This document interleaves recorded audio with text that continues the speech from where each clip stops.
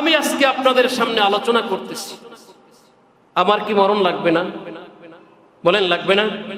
হতে পারে যদি আল্লাহ আমাকে কবুল করেন, আপনাদের সমাজের খেদমত চলাকালীন সময়েও আমার আল্লাহ আমাকে দুনিয়ার থেকে নিতে পারেন।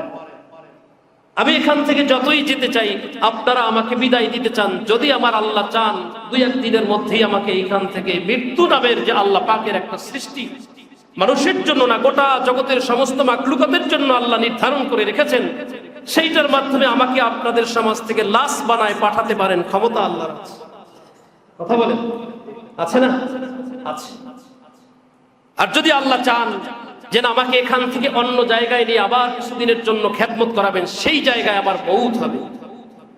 যদি এটাও হয়, তাইলে অন্তত যখন আপনারা মসজিদের মহল্লায় ওই সময় যিনি থাকবেন, যারা থাকবেন, ইমাম যিনি থাকবেন, মুয়াজ্জিন যারা থাকবেন, তাদের কাছে মহল্লার কোনো না কোনো ব্যক্তি যদি এই খবরটা পৌঁছায় যে আমাদের মসজিদে ইমাম ছিলেন, আমার নাম বলবে যে অমুক ইমাম সাহেব হুজুরের বাড়ি ছিল অমুক জায়গায়, সে ইন্তেকাল করছে, তার জানাজা হবে ঢাকার অমুক জায়গায় অথবা তার নিজ বাড়িতে। যদি আপনারা কেউ মনে করেন যাবেন, যেতে পারেন, বোঝানোর জন্য বলতেছি।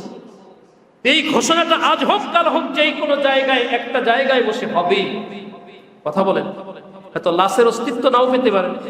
এই যে আজকের ভূমিকম্পে যদি কোনো মানুষ মাটির মধ্যে চাপা পড়তো, তাহলে সেই মাটির স্তূপের মধ্য থেকে হয়তো আর তার লাশ খুঁজে বের করাও সম্ভব হতো। যদি প্রবল বেগে জলোচ্ছ্বাসের কারণে ঢেউয়ের তরঙ্গে সাগরে লাশ নিয়ে ঢেউ পৌঁছায় দিত, সেখান থেকে খুঁজে লাশ এনে তাকে জানাজা দিয়ে কবরস্থ করা সম্ভব হতো না। কিন্তু মৃত্যুর ঘোষণা হবে। এই মৃত্যুর ঘোষণাটা যখন হবে, মৃত্যুর ঘোষণার পরে যদি মানুষগুলো তাকে ভালো জানে যে না লোকটা ভালো ছিল, তাইলে দোয়া করবে। আমি আমার কথা দিয়েই বোঝাচ্ছি, আমি ইন্তেকালের পরে সংবাদটা আপনারা পাইলে আমার জন্য দোয়া করবেন। আর যদি আপনারা আমার জন্য সেই সময় দোয়া না করে, উল্টো যদি আমার বিপরীতে আমার জন্য বদদোয়া করেন, তাহলে সেটা আমার কামাই, আমার উপার্জন। আপনাদের সাথে ভালো ব্যবহার করতে পারি নাই, যে কারণে আপনার মনে কষ্ট ছিল, আমার জন্য বদদোয়া করেছেন। আল্লাহর পক্ষ থেকে এটাই বলা হয়েছে, তোমরা দুনিয়ায় যতদিন থাকবা ততদিন তোমরা তোমাদের আমলকে, তোমাদের নিজেদের অন্তরকে পরিশুদ্ধ করে রাখবা। আর যদি তুমি ভালো থাকো, তুমি যদি ভালো হও, তাহলে মানুষ ইন্তেকালের পরে তোমার জন্য দোয়া করবে। কথা বলেন ঠিক?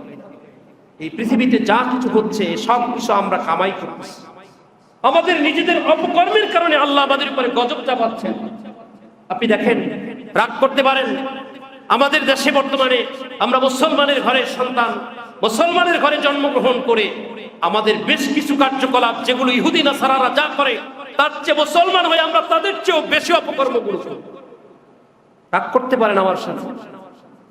ছেলের বিয়ে, মেয়ের বিয়ে, বিয়ের আগের রাত্রে যেই একটা অনুষ্ঠান আপনারা করেন, কালো রাত বলেন আর তেলাই অনুষ্ঠান বলেন, ইসলামী শরীয়ত এটাকে বৈধ বলে নাই।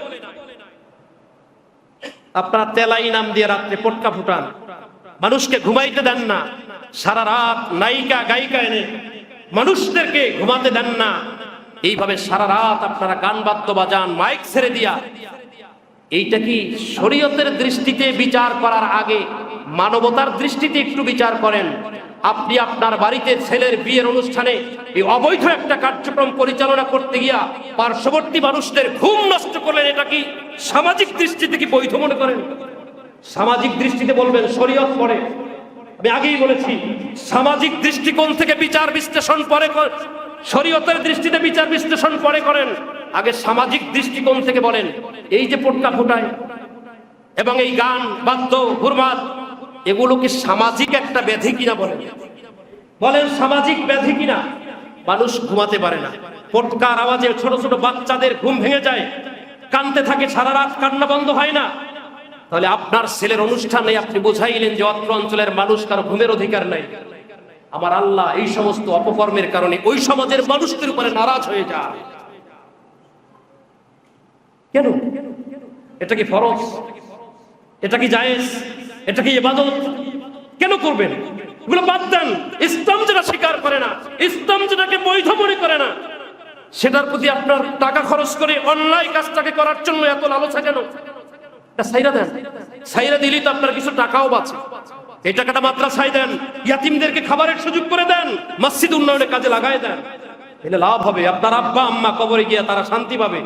আপনি সেই টাকাটা কতগুলো মদের বোতলাই না, নারী পুরুষ নাচাইবেন আর এই অনুষ্ঠান করবেন, কিয়ামতের ময়দানে আল্লাহর আদালতে দাঁড়ায় হিসাবটা দিতে হবে। কথা বলেন ঠিক কি? রাগ করলেন আমার সাথে? রাগ করছেন? আপনার ছেলের জন্য আপনি টাকা ব্যয় করবেন, আমার কি যায় আসে যায়? আমার কি লস হচ্ছে? আমার লস হচ্ছে একটা, এই মেম্বারটা আল্লাহ আমার জন্য একটা দায়িত্বের চেয়ার দিয়ে কথা বলার মতো, আপনাকে বোঝানোর মতো একটা চেয়ার দিয়ে আমাকে এখানে বসাই দিয়েছে। এই কথাগুলো আপনাকে বোঝানোর দায়িত্ব আমার। আপনি অন্যায় পথগুলো ছেড়ে দেন, এগুলো বাদ দেন, এগুলো বাদ দিয়ে ধর্মীয় উৎসব করেন, ধর্মীয় ভালো কোনো কাজ করেন। আপনি যদি মনে করেন যে আমার ছেলের বিয়ের অনুষ্ঠানে ভালো কিছু করতেই হবে, আপনি কাজ করেন ভালো কোনো নাচ শিল্পী যারা গজল বলে, যারা ভালো বলতে পারে, এই শিল্পীদেরকে দাওয়াত দেন। আপনার মেয়ে আর আপনার মেয়ের জামাতা দুইজনের নাম দেন, দেখবেন ওই সঙ্গীত শিল্পীগুলো আইসা আপনার মেয়ে আপনার ছেলের নাম নিয়ে তারা সুন্দর সুন্দর গান চর্চা করছে, ধর্মীয় গান, এগুলো গাইবে, তারা গজল গাইবে, নাচ গাইবে, আনন্দ করবে, মিষ্টি খাইবে, আরো কিছু খাইবে।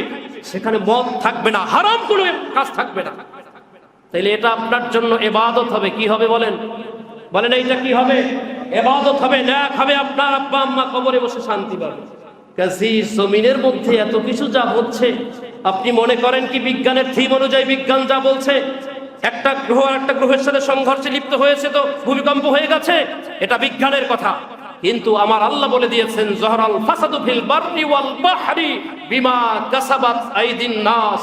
জলে স্থলে, এই পৃথিবীতে এবং জমিনে পানির মধ্যে যতগুলো বিপর্যয় তোমরা দেখেছো দেখতেছো, এই সব কিছুই তোমরা নিজেরা দুই হাত দিয়ে উপার্জন করতেছো, তোমাদের কামাইয়ের ফসল। নাউজুবিল্লাহ। এটা আমাদের অপকর্মের কারণে, আমার অপকর্মের কারণে সমাজের মানুষের উপরে আল্লাহর গজব চলে আসুক, এটা কি আমি চাই? বলেন আমি চাই? আমিও বাঁচি, আরেকজন বাঁচুক। বলেন কি? আমিও বাঁচি, আরেকজন বাঁচুক। এই সমস্ত বিপদ আপদ থেকে আল্লাহ যেন আমাদেরকে হেফাজত করেন। বলেন আমিন।